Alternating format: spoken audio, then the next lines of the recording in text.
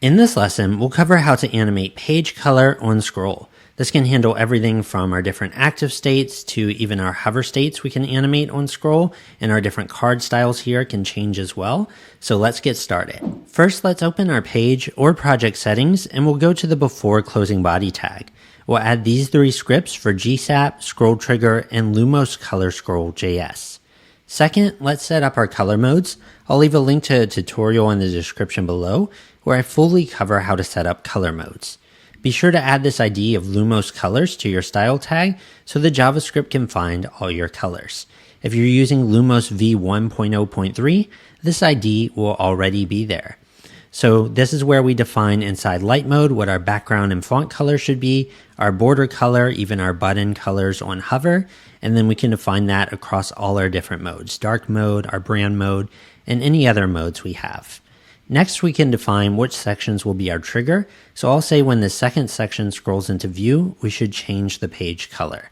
We'll give it an attribute of color scroll-mode and select the mode we want to change to. So I'll say mode 2, which is dark in this case. Now, when we scroll back up to this first section, we'll want to change the page color back to mode 1. So we'll give this first section this attribute and value.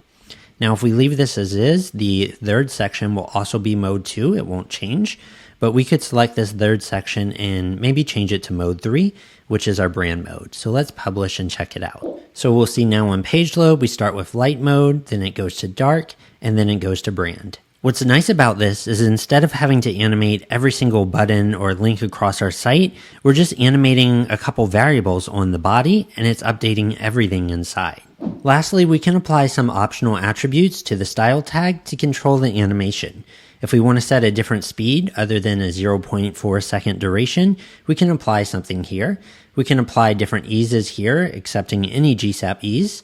And we can apply an offset, so the animation will happen when a section's 50% from top of screen. We could change that to something like 10 or 60 or whatever we'd like. And then for the breakpoint, we can pass in a minimum screen size. So if we only want this to run on desktop, we could say run at 992 pixels or larger, and we can pass in any screen size there. So I'll leave a link to the docs for this in the description below, but that wraps up how to use the Lumos Color Scroll power-up.